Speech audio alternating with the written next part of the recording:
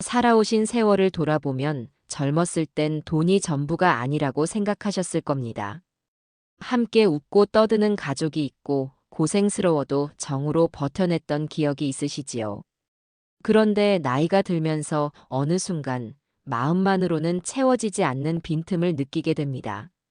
몸이 아플 때, 생활이 빠듯할 때, 사람을 만나고 싶어도 지갑 사정이 여의치 않을 때마다 돈의 무게가 얼마나 큰지 실감하게 됩니다.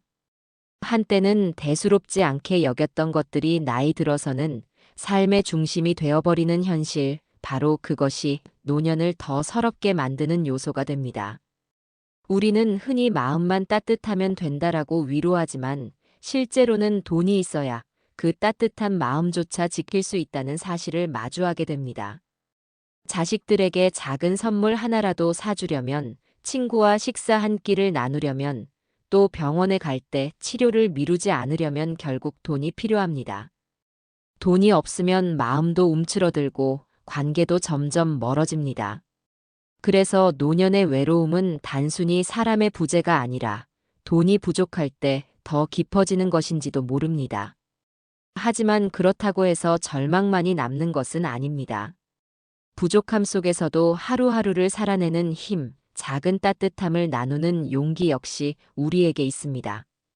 돈의 무게를 인정하면서도 그것에만 짓눌리지 않는 삶, 바로 그 길을 함께 모색해보는 것이 오늘 이야기의 시작입니다.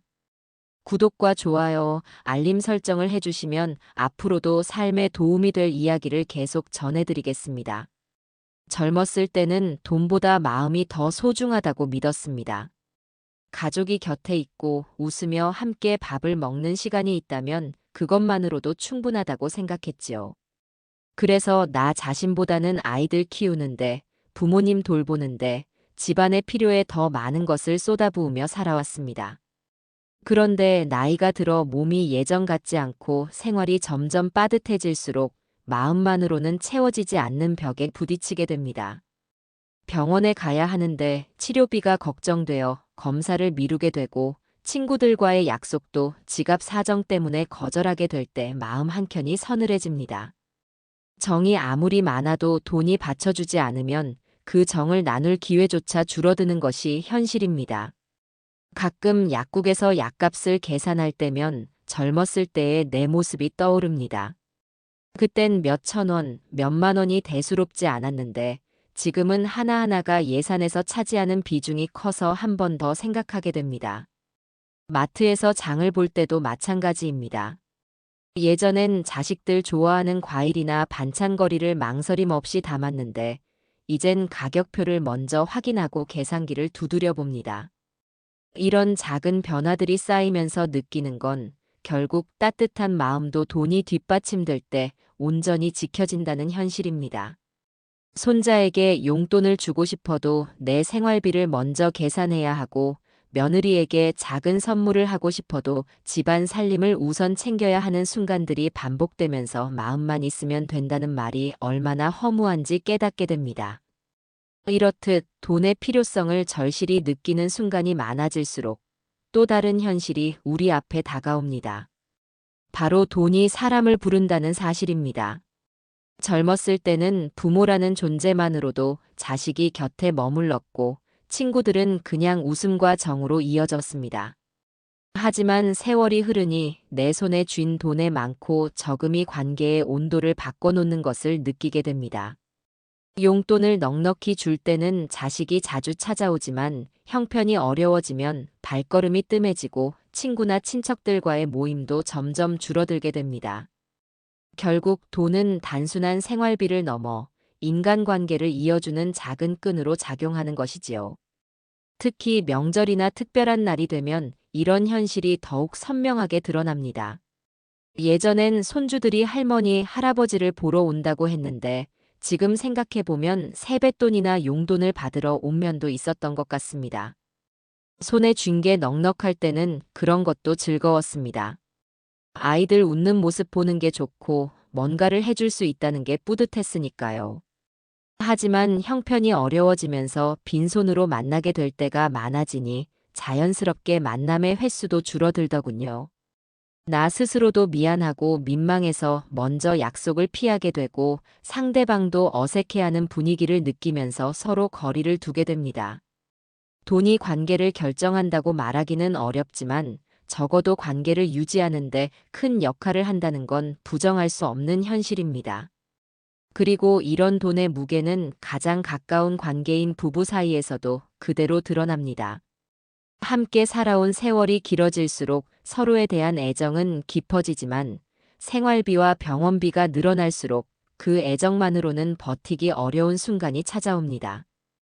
연금이나 재산을 누가 쥐고 있느냐에 따라 목소리가 달라지고 경제적 무게가 한쪽에 쏠리면 자존심이 상하기도 합니다.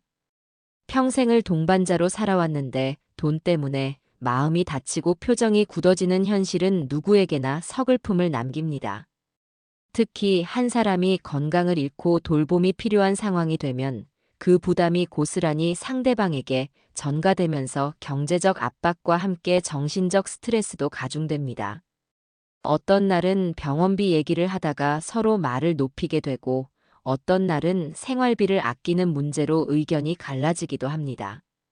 젊었을 때는 우리 둘이 있으면 뭐든 할 수 있어라고 말했지만 나이가 들어서는 우리 둘이 있어도 돈이 없으면 안 되는구나라는 현실을 마주하게 됩니다. 사랑만으로는 모든 것을 해결할 수 없다는 걸 깨닫는 순간 마음 한구석이 시리게 아려옵니다. 부부 관계에서 돈의 무게를 경험했다면 건강 문제 앞에서는 그 현실이 더욱 크게 다가옵니다. 나이가 들면 누구나 병원을 찾는 일이 잦아지는데 그때마다 몸보다 먼저 통장을 떠올리게 됩니다. 의사가 권하는 검사를 받아야 할지, 약을 더 써야 할지, 몸보다 돈을 먼저 따져야 하는 순간이 찾아오는 것입니다. 돈이 넉넉하면 편히 치료받고 안정할 수 있지만 그렇지 못하면 필요한 치료를 미루거나 자식에게 도움을 청해야 하는 서글픔을 겪게 됩니다. 병원에서 의사가 이 검사를 받아보시는 게 좋겠습니다 라고 할 때 가장 먼저 드는 생각이 얼마나 들까? 가 되는 순간 자존심이 무너지는 걸 느낍니다. 가장 힘든 건 응급실에 실려갈 때입니다. 아프기도 아픈데 치료비 걱정까지 해야 하는 현실이 더 아프게 다가옵니다. 병실료, 검사비, 약값까지 하나하나 계산해가며 치료를 받아야 하는 상황에서는 몸의 아픔보다 마음의 아픔이 더 클 때가 많습니다. 같은 환자라도 돈의 여유에 따라 받는 대우가 달라지는 걸 보면서 인간의 존엄이란 게 결국 경제력에 좌우되는 건 아닌가 하는 씁쓸한 생각이 들기도 합니다. 1인실과 6인실의 차이, 간병인 유무의 차이, 이런 것들이 치료의 질뿐만 아니라 회복 속도에도 영향을 미친다는 걸 몸소 체험하게 됩니다. 건강 문제로 돈의 벽에 부딪히는 경험은 자연스럽게 사람 관계에도 영향을 미칩니다. 젊었을 때는 친구가 있다는 사실만으로도 든든했지만 나이가 들수록 작은 지출조차 부담이 되어 약속을 피하게 되고 그러다 보니 연락이 끊기기도 합니다. 돈이 없어서라기보다 그 상황을 드러내기 부끄럽고 마음이 작아져서 스스로 거리를 두게 되는 것이지요. 결국 돈이 관계를 결정짓지는 않지만 작은 여유가 있을 때 관계를 지켜내기가 훨씬 쉽다는 사실을 깨닫게 됩니다. 친구와 차 한 잔 마시는 것도 식사 한 끼 대접하는 것도 모두 경제적 여유가 뒷받침될 때 가능한 일입니다. 가끔 옛 친구들과 만나면 서로의 처지를 알아채게 됩니다. 예전처럼 호탕하게 웃지 못하고 계산서가 나올 때 눈치를 보는 모습에서 각자의 사정을 짐작하게 되지요. 그런 순간들이 반복되면서 자연스럽게 만남의 빈도가 줄어들고 전화통화로만 안부를 묻게 됩니다.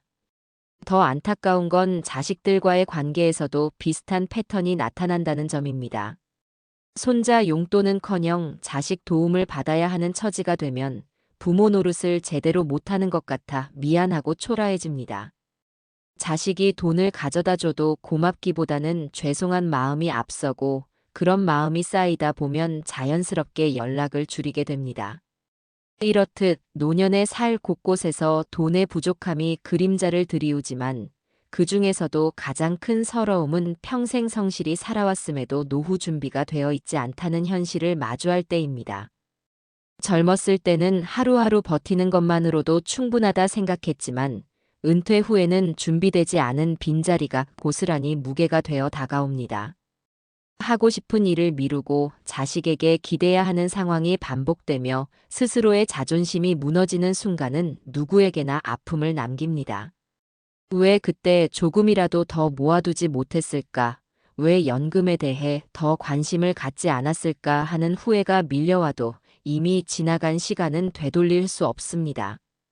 특히 요즘 같은 시대에는 물가 상승률이 연금 인상률보다 빠르다 보니 시간이 지날수록 실질적인 구매력이 떨어지는 것을 느끼게 됩니다. 10년 전과 똑같은 금액을 받아도 살 수 있는 것들은 점점 줄어들고 그래서 더욱 절약해야 하는 악순환이 반복됩니다. 은행에 가서 통장 정리를 할 때마다 한숨이 나옵니다.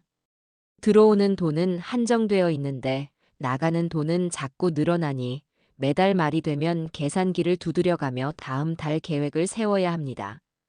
예상치 못한 지출이 생기면 그달은 정말 힘들어집니다.